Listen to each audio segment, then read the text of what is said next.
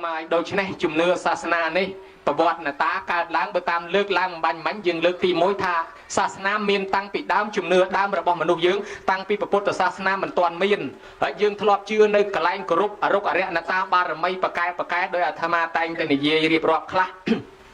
miền đôi dương tay hai cả lanh chùm nưa để thọp chưa bạc cái tha bà ông đòn cao chùm tiêu tây lục dây mau lục ta bà cháu lục dây ma lục ta mau bà ông mau lục dây đồn pin bà ông saka lính nôm prất tật vỡ nôm đal pịch nál bà bọc vỡ bà piel khai chạy trong co bray bạn xây chạm con ông chơi ông chom có hòm có ông pu ông piên ông pon ông cái cùng cặp bông là xây lục dây prey trong trong prey tôi là ta mê xó po rùm mó po bờ đấy prey biết phải hia súa phải hia sầm nó so mà rối prey cối phnom còn vá ra ca cao là việt tế ta cái hết tele buồn mốc phnom sụt tốc sập bọc sập bố sập bò cà lầy phnom pro phnom sấy han chơiอะไรsátพักสันได้บารายสวายเลี้ยงสวายชมกองจุ้มสวายตะนี้ตะดีจีอาจีแซนคนแผ่นคนช้างปองชุงคล้างวัดปรังเปิดใบยดองไม้ใจpreyบางไม้บ้านบาการสีเทาก็กลางตากระไปก็ขนมประยองก้องก็จีลูกเยียดพนมในวัดประสาทพนมประสัตตะบองได้เป็นเยียไกรเปรตประกองตะบองกระยุงมอรุ้งห้องตาสำร้องตัวสำร้ายตาหนรีโกปฏิยีเทพสากราวปมใบช้อมพนมประกราวเวียลมอบ่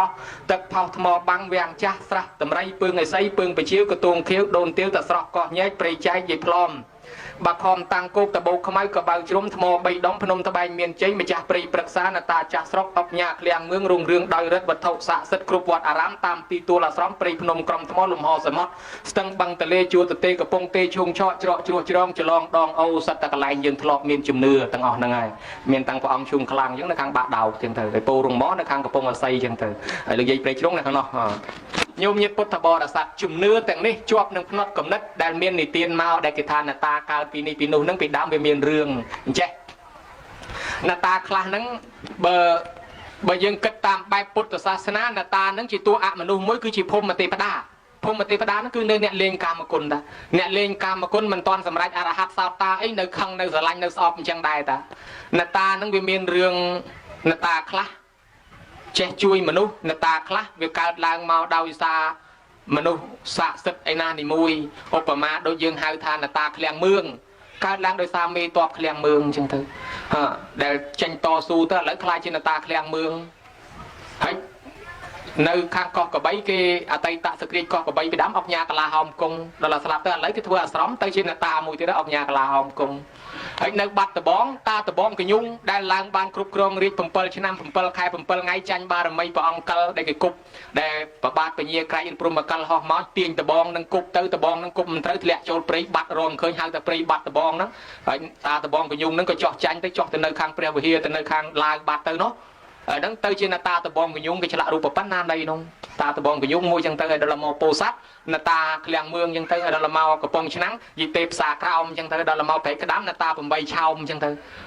ดอลลาร์เตยพนมสัตเมียนนาตาตะบองได้เมียนไอไซสัตโดยเฉพาะนาตาคลาชิวประวัติระบอบเนี่ยต่อสู้ประวัติเนี่ยต่อสู้โดยจะแข่งตะแก้วนึกมาพิชมัวตาแก้วใหญ่แก้วนั่งไงได้จีเนี่ยจัดรอดอลลาร์สลับเตยกี่กรุบโบเชียตาแก้วใหญ่แก้วก็ไปตื้อเชียแข่งตะแก้วนั่งเตยปีโปรธากอดไตจะทัวร์เตียทมแต่ตัวเรียเตียพิญญามาปิจิตปิชงายอดเมียนกลายสำราไอ้ก็อ้อยมาสำราอะไรเตียกอดดอลลาร์เปลกอดนั่งเมียนจัดละอตั้งสลับแต่จีนอนปรังนั่งกิตรังทัวร์สลาคายให้แบบอดเมียนได้ทัวร์ตานั่งกอดสบู่ได้กอดปะกอลได้อ้อยอนาพิบาลปรังดำใบยอดทัวร์สลาสลบสลาคายนั่งเก๋ก็ทัวร์สลาคายนั่งยอดได้ระบลูกตาแก้วลูกใหญ่แก้วนั่งก็แค่ได้ชั่วโมงกอดตาคายตาแก้วยังถึงให้อติครองตาแก้วนั่งก็ได้ท่าติครองโดนแก้วดำใบรำลึกปิชั่วโมงตาแก้วใหญ่แก้วนั่งจังหมออยู่เมื่อกันนะnơi khai bay lấn bị đám cái hai thập phê lên thì phê lên nắng và phê lên sờ xe chia so parang chỉ non parang căn cặp chia nạp chia báo cái xe so là tăng đó là án tới chỉ bay lấn tạm bất phê lên pro nè đại từ ro cặp chơ từ ro thô bông từ bánh sạt nắng việc khơi tay từ miền phê mà lên cái lại nắng mà là hai kem đang hai thằng mấy cái hai phê lên hãy sắp tới cái rơ ban đom thò qua sát cái vô mà lụโยมมาปังหันเนี่ยชมวยไทยที่จองบ้านกับท่านไหนมีหน้าทมอนังเตี้ยประเภทนั้นนังเอาแต่เคยประเภทจังโยมมาเตี้ยโยมบอกจำติ้งไอ้เกจแต่ดารอกอะไรนังดังทักอะไรนังเมียนทบงดอลลาร์เสียสอบเพลนอยู่อ่านแรงตั้งวิตังจิไปเล่นเถอะอ่านตามปรังตั้งจิไปเล่นเถอะอ่านตามปรังไปเล่นเสียจะนอนดำนังเมียนในการนังเมียนปีใดกระปงไทยโอแก้วดอลลาร์อ่านอยู่ตั้งจิออกแอลอยู่สอบกากอนังมวยตั้งวิตังจิโอแก้วโอนังก้อนนังออกร้อยตั้งแต่สอบแอลดูเตะตั้งอ่านออกแอลเถอะcâu sang xin mà bị câu chân sinh này chẳng tới tới câu sang xin hãy cái này nó bay lên nắng phê lên nắng miền dây ta mà nè đàn miền រសាសិលដល់ល្អឈ្មោះថាយាយយ៉ាតនឹងគាត់អ្នករសាសិលដល់ល្អប្រពៃថ្លៃថ្លាហើយរហូតដល់ជួលមនុស្សកុំឲ្យសម្លាប់សត្វ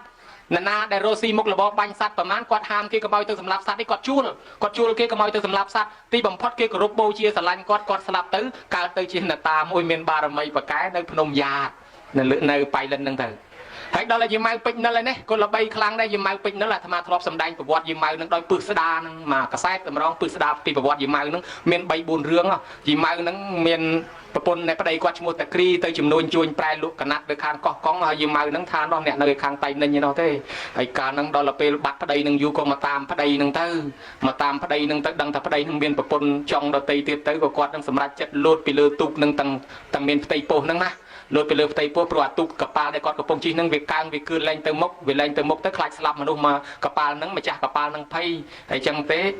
យាយហ្នឹងក៏គាត់សុខចិត្តអធិដ្ឋានលោតសម្លាប់ខ្លួនទៅវាមានរឿងរ៉ាវវែងឆ្ងាយចឹងទៅក៏ពេលដែលគាត់ស្លាប់ទៅក៏คล้ายទៅជាអ្នកតាមួយប៉កែនៅកន្លែងនោះឈ្មោះថាអ្នកតាលោកយាយម៉ៅហ្នឹងអាហ្នឹងមួយរឿងទៅរឿងមួយទៀតគេថាយាយម៉ៅហ្នឹងតាគ្រីបដើគ្នាដើរមកខាងលិចវត្តពេជ្រនិលហ្នឹងស្រាប់តែជួបខ្ល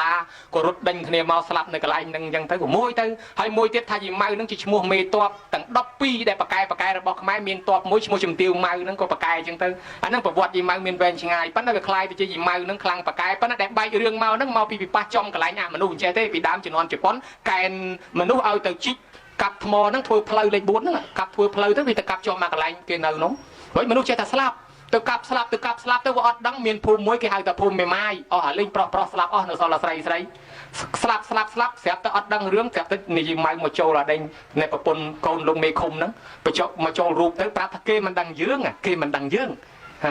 ាយើងនៅកន្លែងហ្នឹងគេមិនដឹងគេមកកោះកាយកន្លែងយើងបានសួរនាំដឹងរឿងអញ្ចឹងទៅគេក៏គោរពបូជាគេធ្វើខ្ទមយាយម៉ៅហ្នឹងឲ្យគេសុំខមាទោសគេគោរពឲ្យប៉កែណាសម័យនោះណាធ្វើដំណើរកាត់ហ្នឹងគេគោរពណាគេយកលុយទៅដាក់ច្រើនដាក់លុយដាក់មាសដាក់កាក់ស្រាប់តែមានចិនមួយនឹងពេញគាត់ឃើញកាក់យាយម៉ៅច្រើនទៅបបួលយាយម៉ៅលេងបៀយកបៀទៅចែកលេងពីអ្នកយាយម៉ៅម្ដងធ្វើចាញ់យាយម៉ៅហ៎លោកយាយឈ្នះខ្ញុំរហូតឈ្នះលើកក្រោយលេងឲ្យឈ្នះយាយម៉ៅយកលុយវិញដបងលេងចាញ់យាយម៉ៅដាក់លុយឲ្យយាយម៉ៅដល់ក្រោយលេងធ្វើខ្លួនឯងឈ្នះម្ដងប្រមូលលុយពីយាយម៉ៅអស់មកវិញឈឺស្លាប់រហូតដល់អ្នកគេទៅអង្វរកសុំឲ្យរស់ស៊ីមានបានគេទៅធ្វើអាស្រមធ្វើខ្ទមឲ្យទៅជាប៉កែរហូតទៅហើយបានលោកខេវរិទ្ធជាវរៈសនីតូនៅកន្លែងហ្នឹងក៏ថែអាសាការពារឲ្យគេទិញយករូបចម្លាក់យាយម៉ៅនៅតាំងពីខាងអរិយខ្សាត់ខាងអីនេះទៅដាក់យកទៅរឿងវែងឆ្ងាយហើយពីដើមកាចដល់មកលើក្រោយអរតនីយាយម៉ៅចូលកាន់សិលយាយម៉ៅកាន់សិល8ទៅបានគាត់ស្លូតចឹងទៅអាហ្នឹងជំនឿមួយចឹងដែរវាកើតមកពីរឿងប្រភពមានជំនឿដើមរបស់មនុស្សហ្នឹងមួយដូចជាលោកយាយដូនពេញคล้ายពីលោកយាយពេញដែលគាត់រើសបានដើមកគីដែតមកមុខនឹងទៅមកទៅដល់រើសបានមកអូសទាញឡើងមិនឡើងទៅមុនលោកតាវត្តលង្កាមកក៏លោកដេញទាញដឹកយកទៅខាងវត្តនៃព្រែកពាក់ព្រាត់ដឹកយកទៅខាងព្រែកពាក់ព្រាត់ហើយញោមស្គាល់ព្រែកពាក់ព្រាត់ដែរព្រែកលៀបហ្នឹងឯងព្រែកលៀបហ្នឹងមកពីពរាជាប្រសូតបុតនៅព្រែកលៀបហ្នឹងបានគេដូរអាព្រែកពាក់ព្រាត់ហ្នឹងហៅថាព្រែកលៀបព្រោះកន្លែងឲ្យលៀបហើយខាងអរិយខ្សាត់នៅខាងនេះហ្នឹងអរិយខ្សាត់ហ្នឹងពីដើមគេមិនហៅអរិយខ្សាត់ទេមកពីស្ដេចសូរិយោពណ៌ធ្វើវាំងនៅតែហ្នឹងហើយស្ដេចសូរិយោពណ៌ហ្នឹងមានងារជាព្រះអរិយខ្សាត់ដល់ទៅលោកសកុតទៅគេបូជាសពលោកនៅកន្លែងហ្នឹងហើយគេធ្វើវត្តកន្លែងមេនបូជាហ្នឹងធ្វើពហិនៅទល់សពថ្ងៃគេដាក់ថាវត្តអរិយខ្សាត់ទៅតាមឈ្មោះស្ដេចសូរិយោពណ៌កគីនឹងអូសមិនឡើងទាញយកទៅនោះបានឡើងនៅខាងវត្តព្រែកបកងក៏បានពុះដើមកគីនឹងជា2ទៅធ្វើជាពុទ្ធរូប4មុខនឹង2មួយដាក់មកវត្តភ្នំមួយដាក់នៅវត្តព្រែកបកងកសាង2ដំណាលគ្នាបើធ្វើបុណ្យវត្តភ្នំគេធ្វើព្រែកបកងដែរព្រោះវត្តព្រែកបកងកើតដំណាលវត្តភ្នំហ្នឹងនេះការជាលោកយាយដូនពេញនឹងអ្នកតាមួយដែរកន្លែងគ្រប់នៅបាត់ដំបងមានអ្នកតាមួយទៀតគេហៅដូនទាវហើយយើងធ្លាប់ឮតាមលោកតាសមុទ្រថាប្រឡាប់ដូនទាវនៅកែងខាងលិចសាលាតអនដូនទាវហ្នឹងនៅកែងកន្លែងកំពង់សាបួរហ្នឹងឆ្លងទៅអូទ្រោះសុះអីហ្នឹងខាងកើតមកសាលាតអនមកខាងនេះកំពង់សាបួរដូនទាវហ្នឹងគឺជាឈ្មោះមនុស្សដែរនៅខាងកំពង់ចាមហ្នឹងឈ្មោះយាយទាវហ្នឹងជំនាន់កថាធនឈុំកថាធនញញនិងមេតបបដិនគ្រប់គ្រងនៅខេត្តបាត់ដំបងហ្នឹងហើយដល់កថាធនឈុំហ្នឹងចាប់យកនាងទាវហ្នឹងទៅធ្វើជាប្រពន្ធនាងទាវហ្នឹងនៅបាត់ដំបងហ្នឹងយូរនឹកស្រុកចង់មកស្រុកហើយសុំប្តីមកប្តីមិនឲ្យមកហើយដល់គេមិនឲ្យមកចេះតែពីប្រឹងតស៊ូរត់មករត់លួចជិះតាមទូកតាមស្ទឹងសង្កែបាត់ដំបងហ្នឹងដល់តែចុះមកដល់អាកែងក្បែរវត្តកែវសប្ថ្ងៃហ្នឹងកែងទាំងលិចវត្តកែវហ្នឹងក៏ទៅហ៊ានគេតាមតាន់គេសម្លាប់ចោលនៅក្នុងទៅកើតជាយីទេពមួយខ្លាំងបកែជំនឿគេបន់ស្រន់ទៅក៏វាទៅជាយីទេពមួយគេហៅថាដូនទាវអញ្ចឹងទៅហើយបើនៅឯខាងកោះកុងឯនោះគេជឿទៅលើយីអាវយីសែននោះមកកន្លែងទៀតទៅញោមញាតពុទ្ធបរិស័ទទាំងនេះហើយគឺជាប្រភពប្រវត្តិអ្នកតាដែលកើតឡើងហើយអ្នកតានេះកើតឡើងតាមរយៈ មនុស្សដែលមានបារមីខ្លាំងប្រកែពីមុនប៉ុន្តែតាមពិតមួយទៀតមានពីដើមមកស្រេចគេហៅថានតាចាស់ស្រុកគឺពួកភូមិទេវតាដែលមាននៅលើដែនដីហ្នឹងហើយពួកភូមិទេវតាហ្នឹងវាមានគេហៅថាកាចមានហៅថាស្លូតណានាចេះគោរពទៅក៏ស្រឡាញ់ទៅណានារៀងឆ្លើយប្រហើនទៅក៏មិនចេះគោរពមិនចេះស្រឡាញ់ទៅក៏មិនថែអាសាដែរហើយអ្នកខ្លះក្បត់ពាក្យសច្ចៈក្បត់ពាក្យសន្យាខ្លួនឯងហ្នឹងក៏វាមានបាបចឹងដែរនៅខេត្តត្បូងឃ្មុំក៏វាមានរឿងជាប់ពាក់ព័ន្ធជាមួយនតាខេត្តត្បូងឃ្មុំហ្នឹងបានគេហៅត្បូងឃ្មុំមកពីនតាបេងហ្នឹងហើយសប្តាហ៍នៅនតាបេងនៅល្បីហ្នឹងនតាហ្នឹងចេះប្រែកាឡាជាមនុស្សណាហើយប្រែកាឡាជាមនុស្សទៅលេងទៅពីទៅពីជាមួយប្អូនលោកគ្រូសក្រាចវត្តហើយដល់លោកគ្រូសក្រាចដឹងថាលោកតាហ្នឹងខូចចាប់លោកតាហ្នឹងចងឲ្យគេកប់រូបចម្លាក់លោកតាហ្នឹងដាំក្បាលចុះទៅក្រោមកន្លែងលោកតាហ្នឹងក៏ដោះដើមបេងគេហៅថានតាបេងហើយមានឃ្មុំមកនៅលើដើមបេងហ្នឹងឃ្មុំហ្នឹងនិយាយពីឃ្មុំធំកាចនោះកាចតណានាដើរទៅធំក្លិនចំហាយមនុស្សហ្នឹងដេញតិចតតែស្លាប់ខ្យល់មកពីជើងរ៉ែតែមនុស្សដើរទៅធំក្លិនចំហាយមនុស្សដេញតិចតតែស្លាប់មកលោះហើយមនុស្សយើងស្លាប់អស់ច្រើនបានចាស់គេដឹងមូលហេតុថាមកពីធំក្លិនដល់ឃ្មុំគេហាមកុំឲ្យដើរពីខាងជើងឲ្យដើរពីខាងត្បូងដើរពីខាងត្បូងឃ្មុំហ្នឹងបានឃ្មុំវាមិនតិចយូរទៅវាជាប់ពីត្បូងឃ្មុំឥឡូវឡើងជាខេត្តត្បូងឃ្មុំហ្នឹងទៅហ្នឹងមកពីនតាដែរញោមញាតិពុទ្ធបរិស័ទនៅខេត្តព្រៃវែងយើងនតាដែលល្បីជាងគេប្រចាំប្រទេសកម្ពុជានតាមេសបនកក្រៅរំពើកញាប់ញ័រហ្នឹងក៏ជាអតីតមេតបមួយដែរនឹងคล้ายទៅជានតាមេសនៅក្នុងជាកាច់ពុទ្ធបរិស័ទនេះនតាមួយដែលកើតឡើងមកដោយសារអ្នកដែលមានបារមីដូចជាមេតបនតាមួយជាតួអមនុស្សស្រាប់ឬមួយក៏អ្នកដែលស្លាប់ទៅនឹងហើយក៏ប៉ុន្តែអមនុស្សនឹងកាន់ថែរក្សាទៅក៏កើតទៅជាគោរពចឹងទៅតាមពិតអ្នកស្លាប់ទៅមិនមែនអង្គុយតែកើតទៅជានតាទេអ្នកខ្លះក៏ទៅកើតជាទេវតាក៏ទៅកើតជាមនុស្សហើយប៉ុន្តែយើងនៅតែគោរពបូជាទៅធ្វើឲ្យអមនុស្សនៅកន្លែងនោះគេកាន់ទៅហើយអមនុស្សខ្លះគេហៅថាប្រយ័ត្នមាត់ប្រយ័ត្នកហ្នឹងអាត្មាធ្លាប់ជួបប្រទេសដែងវិលខ្នាច់ល្មាសខ្ញុំដែលស្គាល់ខ្នាច់ល្មាសអត់បើថាមិនស្គាល់ខ្នាច់ល្មាសដូចតែមិនស្គាល់ប្រាំងអាត្មាដែរខ្នាច់ល្មាសនេះមានមនុស្សមួយគាត់ធ្លាប់ស្ទុងនៅអីទៅអីអូវែងហើយដល់តែពេលនិយាយពីឆ្លើងទៀមឆ្លើងនោះឆ្លើងហើយមនុស្សនេះខ្លាចឆ្លើងណាស់គាត់ខ្លាចឆ្លើងណាស់មិនដឹងថាស្ទុងគេអាម៉េចឯកើតស្ទុងនៅនោះក្បែរអូវែងនោះដល់តែពេលឆ្លើងច្រើនពេកគាត់ស្ទុងមិនកើតគាត់បែរបននតាទៅអីនតាអើយជួយខ្ញុំផងនតាឲ្យជួយខ្ញុំផងហើយដល់ឲ្យជួយទៅថាធ្វើម៉េចកុំឲ្យឆ្លើងមកទៀមខ្ញុំចាំខ្ញុំថ្វាយនំអញ្ចឹងមកស្ទុងហ្នឹងគេអត់មានឆ្លើងទៀមសោះនៃគេឆ្លើងទៀមរត់គាត់អត់មានឆ្លើងទៀមមួយទេហើយគាត់វាភ្លេចអាពាកដែលគាត់បែបនហ្នឹងស្អែកឡើងទៅស្ទុងកន្លែងផ្សេងស្អាតឡើងស្ទុងកន្លែងផ្សេងថ្ងៃក្រោយមកច្រូតនៅទៅនេះហើយល្មាសនេះស្រាប់តែច្រូតងើបឡើងហ្មងលោកតាមកពីណាមកលោកតាអីក៏មានធំម្លេះគ្រាន់តែថាប៉ុណ្ណឹងហើយដួលបកាច់ពេញទៅមកស្រែហ្នឹងគ្មានវិណាចាប់ឈ្នះទេរត់ទៅយើងពី3នាក់ទៅចាប់មិនឈ្នះតម្រាំជាងទៅចាប់យកអាកាដៀវហ្នឹងចេញកុំឲ្យមុតដល់យកកាដៀវចេញបានស្រាប់តែឡើងអង្គុយឆ្ងក់ហ្មងស្ដីឲ្យថាយកនំឲ្យអញហើយដល់អញ្ចឹងទៅចាស់ក៏សួរថានៅឯណាអញទៅអីគាត់ថាចឹងហើយក៏ចេញទៅបាត់ទៅបានមនុស្សនឹងសួរថាអីខ្ញុំថៃគេខ្ញុំថៃគេមើលខ្ញុំថៃគេហើយយើងមិនជឿក៏ថាមិនបានពីព្រោះថាវាជាទំនៀមទម្លាប់របស់ស្រុកយើងហ្នឹងវាមានអញ្ចឹងហើយខ្នាច់ល្មាសនេះញោមញាតិអ្នកធ្វើស្រែម្ដងខ្នាច់ល្មាសហ្នឹងតែធ្វើហើយតែមិនធ្វើពិធីសែនព្រាននតាហ្នឹងដល់តែបាត់កបីមករកឃើញតែហ្នឹងញោមហើយតែបាត់កបីបាត់គោនៅឯថ្នោតកំពង់អាស័យជីកហឹមនេះមកនៅខ្នាច់ល្មាសហ្នឹងទាំងអស់កបីគោម្លោះហើយក៏មានជំនឿអញ្ចឹងដែរហើយខាងលោកយាយព្រែកផ្ទោលនេះមួយតែមនុស្សណាធ្វើអីមិនស្រួលនិយាយកេងខាងអីទៅនោះរត់ស្ងប់មួយសពងម៉ូតូអាត្មាហ្នឹងមកឃើញខ្លាកំពុងអង្គុយឃើញកពើក៏មានអ្នកខ្លះឃើញខ្លាហើយឃើញកពើហើយឆ្នាំមុនមានក្មេងមួយថាអញមិនជឿទេវាមានខ្លាអីនៅទៅហ្នឹងអាហ្នឹងអ្នកណាដែលគេបារមីខ្ពស់ទៅគេមិនអីទេដល់អ្នកដែលរៀងល្មមបើអ្នកតានឹងចង់លេងមានឆ្នាំមុនថាទៅហើយទៅស្រាប់តែចេញខ្លាមកមែនមានឯណាជិះម៉ូតូអូសម៉ូតូរត់ដួលឡើងគ្រិចជើងគ្រិចដៃអស់ជួនកាលចឹងដែរហើយកន្លែងនោះធ្លាប់មានជំនឿអ្នកដើរទូកអ្នកដើរអីក៏គេជឿតែហ៊ានតែជេរទៅពីទៅពីកន្លែងនោះខូចម៉ាស៊ីននៅទៅនោះខូចឡានខូចអីនៅទៅនោះទៅមិនរួចម្ល៉េះហើយបានជាវាមានជំនឿប៉ុន្តែក៏ធ្លាប់មានគេជូនដែរតាញោមនៅពេលដែលយើងចេះគោរពចេះអីចឹងទៅមានគេជូនមានគេអីជូនដំណើរយើងឲ្យអត់វិញទៅជាយើងមិនឲ្យខ្លាចហើយអាហ្នឹងបើយើងជាអ្នកកាន់ពុទ្ធសាសនាយើងបែរទៅជឿអញ្ចឹងយើងដោះស្រាយតាមវិធីណាតើវាខុសឬត្រូវថាវាអត់ខុសទេពីព្រោះវាមានទេវតាមិនមែនមានអមនុស្សមិនមែនវាមានភូមិទេវតាចឹងមិនមែនបើយើងធ្វើល្អភូមិទេវតាហ្នឹងជួយចឹងទៅមានអ្នកខ្លះគេឧបកិច្ចអាហ្នឹងឧបកិច្ចហ្នឹងមកបែបដែរអាត្មានិទានលេងដោយរបៀបគេតាណាលេងណាគេនិទានមកនិយាយពីនៅកោះកុងគេដើររត់ទិញកបីញោមគេដើររត់ទិញកបីដល់តែដើររត់ទិញកបីចឹងទៅគេទៅរត់ទិញមិនបានសោះស្រាប់តែទៅបែបបនតាមួយនៅតាមផ្លូវដូចគេជឿថាប៉ាកែគេថាលោកតាអើយលោកតាខ្ញុំសុំបែបបនលោកតាជួយខ្ញុំផងឲ្យទិញកបីបានចាំខ្ញុំថ្វាយកបីមួយ ហើយស្រាប់តែបែបបនអញ្ចឹងហើយទៅទិញបានកបីមែនខ្ញុំបានដូចចិត្តហើយដល់ទៅមកដល់តាក់កោះកូនកបីនឹងមួយយកមកថ្វាយអ្នកតាហើយចងឲ្យជាប់មិនដៃអ្នកតាហ្នឹងហើយដឹកមេកបីទៅហើយផ្ដាំអ្នកតាលោកតាខ្ញុំថាណែកូនចៅថាថ្វាយកបីលោកតាមួយឥឡូវថ្វាយមែនហើយប៉ុន្តែសូមផ្ដាំលោកតាកាន់ឲ្យជាប់ប្រយ័ត្នតែវាទាញណាតែវាទាញទៅខ្ញុំមិនដឹងទេព្រោះខ្ញុំថ្វាយហើយខ្ញុំថ្វាយលោកតាកាន់ឲ្យជាប់ហើយដល់តែដឹកមេកបីយកទៅមានអាកូនមានតែនៅអីប្រហែលវារើទាញអ្នកតាហ្នឹងដាំដងពីលើខ្ទមហ្នឹងមកលាក់ពីលើខ្ទមអូរត់ទៅចិត្តដល់អាមេហ្នឹងលំមកលំម៉ាំងដងម៉ាំងអាអ្នកដឹកកបីហ្នឹងវាថាអញហត់អញខ្ជិលអញពិបាកយកកបីអញយកកបីអញទៅវិញទៅអញយកទេអញពិបាកគ្មានអាណាមើលទេទាញអញយ៉ាងនេះយកទៅវិញទៅមិនខ្ញុំថាឲ្យកាន់តែជាប់មិនជឿខ្ញុំអញ្ចឹងឥឡូវឃើញដែរ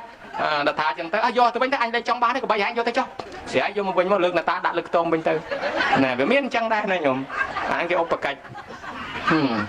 ហើយកន្លែងខ្លះពីដើមអ្នកខ្លះចង់សុំដីតែនឹងធ្វើជាស្អីមួយដូចជាក្នុងវត្តចង់សុំដីធ្វើជាស្អីមួយអញ្ចឹងកន្លែងហ្នឹងអ្នកតានឹងកាចគេចង់សុំផ្ទៃដីធ្វើផ្លូវធ្វើអីមានអ្នកខ្លះគេមកដាក់ផ្ញើអស់មួយថ្ងៃមិនបាច់ថាអស់ទៅប៉ុណ្ណឹងរៀមដៃមានស្លឹកស្នោតខ្លះមានចំបាស់ថ្ងៃខ្លះនៅហ្នឹងហើយដល់ផ្ញើថ្ងៃក្រោយទៅដុតភ្លើងពីចងាយមកវាចេះរៀលដល់ខ្ទមអ្នកតារត់មកជួយផលិតមិនតាន់ស្រែកអ្នកតាអូយអាឡើងចេញអ្នកតាទៅនៅកន្លែងផ្សេងអត់កើតទេកន្លែងហ្នឹងឆេះហើយទៅនៅកន្លែងផ្សេងអ្នកតាគាត់ទៅនៅតាមកន្លែងផ្សេងណាកន្លែងហ្នឹងឆេះខ្ទេចទៅប៉ុន្តែឥឡូវគេលែងធ្វើឲ្យវិធីអស់ហ្នឹងវាហាក់ដូចជាលេងសើចផងអីផងណាគេក៏រតនីអុចធុកអុចទៀនយាងអញ្ជើញស្រួលបួនឡើងរោងថ្មីអីចឹងទៅបានជាយើងមានពិធីបុណ្យមួយគឺពិធីបុណ្យឡើងរោងគឺសំដៅឡើងរោងអ្នកតាឡើងរោងបងបត់ដែលអ្នកថែអាសាការពារគ្រប់កន្លែងហើយញោមញាតប្រទេសយើងដែលកាន់ពុទ្ធសាសនាហើយប៉ុន្តែដោយសារអធិពលជាប់សាសនាព្រាហ្មណ៍សាសនាអ្នកតាពីដើមហ្នឹងបានជានៅក្នុងវត្តមានខ្ទមអ្នកតាហើយវត្តខ្លះមានជាប់ពាក្យថាអង្គពាក្យតាំងពាក្យរលាំងពាក្យបាឧបមាថាវត្តអង្គក្រៅវត្តអង្គតាសោមអង្គមេត្រីហ្នឹងសិតតែកន្លែងអតីតសាសនាព្រាហ្មណ៍ហើយក៏មានខ្ទមអ្នកតាកន្លែងគេគោរពបូជាអញ្ចឹងជាហោហែមកពោលដោយខ្លីបែបសាសនាពុទ្ធអ្នកតាគឺជាអមនុស្សជាភូមិទេវតានិយាយពីអង្គភាពនៃទេវតាអមនុស្សនឹងមាន2អង្គភាពញោមដូចយើងខាងតាហ៊ានផ្សេងខាងកបាលផ្សឹងអញ្ចឹងហើយខាងនេះអង្គភាពមួយរបស់ព្រះអិន